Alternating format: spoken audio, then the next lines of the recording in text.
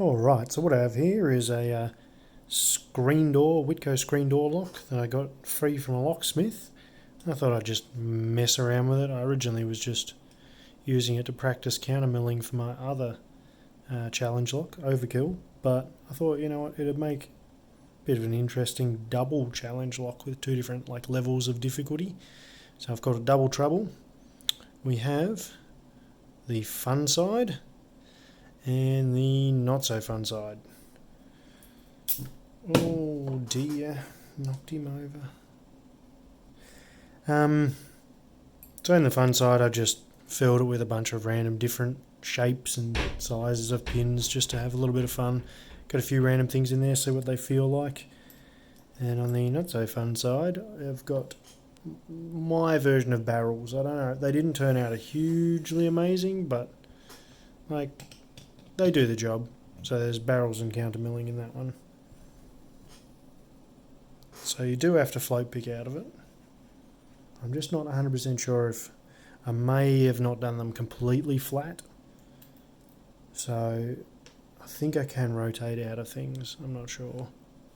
I'm also quite new to float picking, so I'm not really sure if it's like just me or I don't know. Don't know. But I'll see if we can pick them both sides. Then I'll show you the pins.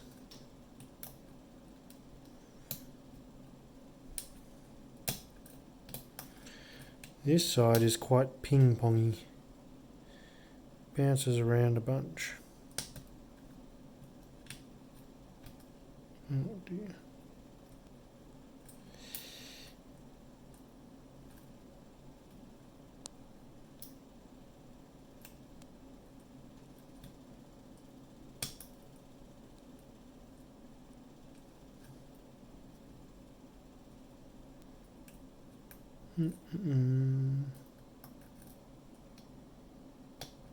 Oh, there we go. Actually, that wasn't too difficult at all.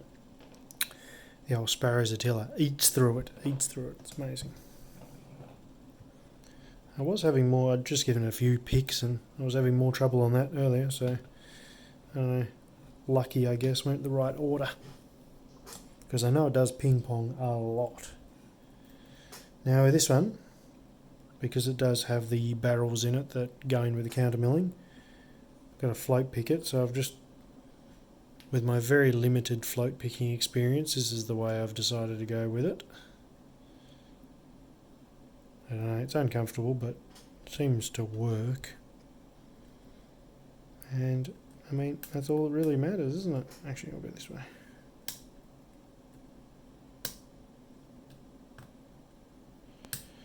So I just have to get them all into the milling to start with. And you'll see when that happens because it just goes into a bit of a false set.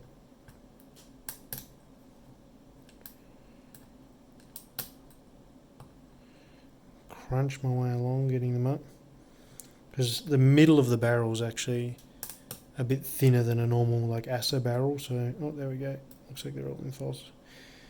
It must be in the milling. Yeah, the middle of the barrels are quite thin, so they get caught in the milling as well.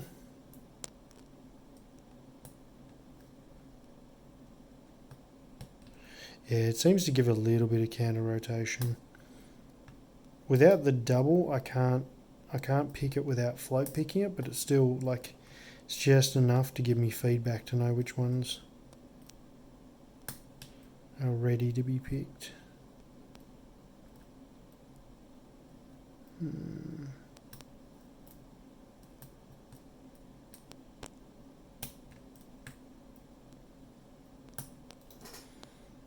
There we go. Okay, now these are absolutely lovely to gut. So simple. I don't know why all locks aren't like this. Alright, so I'll grab a couple of pinning trays. I'll just do one for each. That'll work better. And actually, I don't even need to take. Let's see. So, got 2 screws on top. Once you open one, you can already see a spring under there. Once you take this next one off though, put those out of the way. You take the top of this off and voila, there's all the springs and all the pins, everything just comes out. It's amazing, I love it. It's a very good system. I'll go the fun side to start with.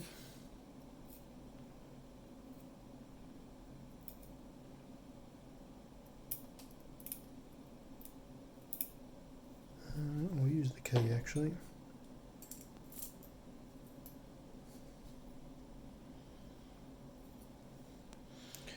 Because then I can do it exactly the right ones.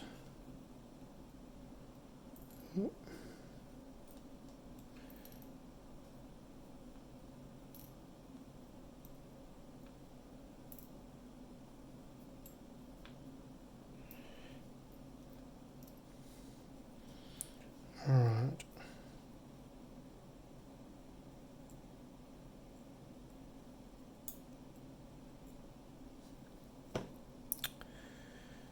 So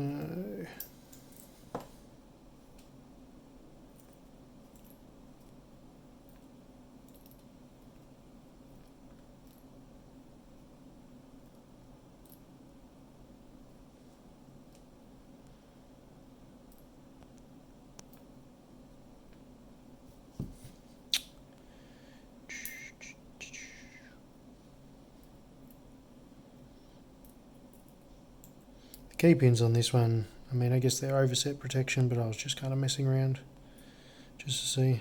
I mean, this one here just looks like a big spool almost, so I guess it's still overset protection, but it was more just for a bit of fun.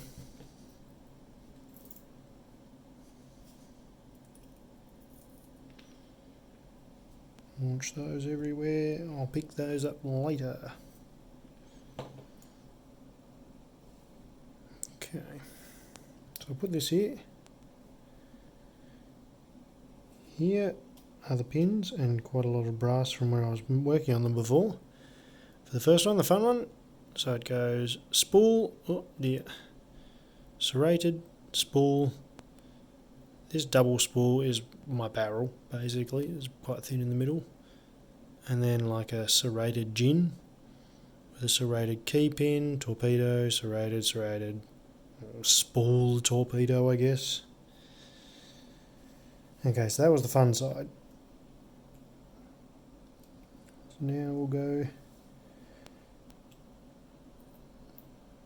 to the more difficult side, which, I don't know, wasn't actually as difficult as I thought it was going to be. I guess the tolerances are just definitely a big part of it, and I don't think I did the lips on these flat enough, unfortunately. Be good if I did, but you know, that's alright. It's still a challenge. Still took me quite a few goes to get it first.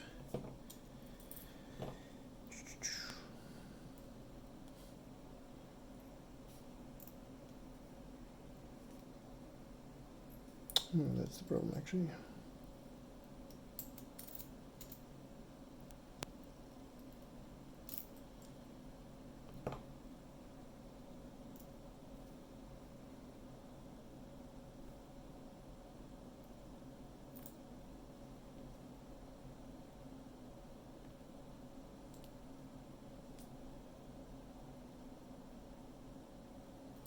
What was there?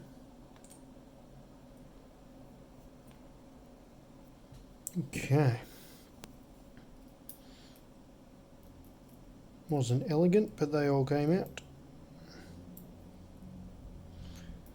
So yeah, these ones aren't as pretty, just more of a practical sense. Just all torpedo key pins and all of these kind of double spool barrels.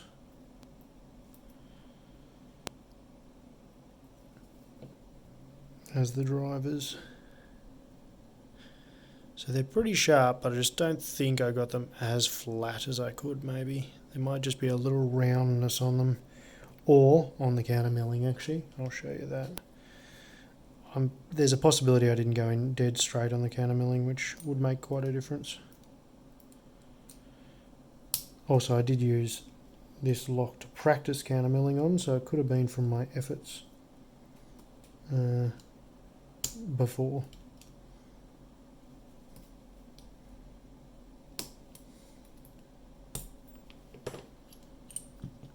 I also shaved the top of them off a bit just so it'd be a bit smoother.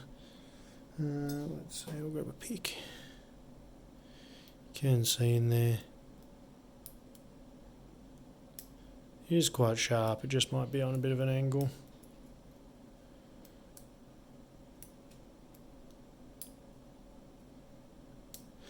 And I have done it both sides. I was considering doing it only one side and having like a 4-way mode, so it's like one side on gins, or one side on the barrels was easy because it wasn't milled and the other side was harder, like a 4-way system, but that was just too much effort. This was just a little day job, having a bit of fun. Thought I'd, I've got a lock here, I'm not doing anything with it, may as well turn up the pins. I don't have any brass rod that fits this size, so these are all the original pins that I've just managed to fit in my Dremel. So here's the two of them together, and I guess I'll send this one off pretty soon. Double trouble. Wasn't too bad, but a bit of fun.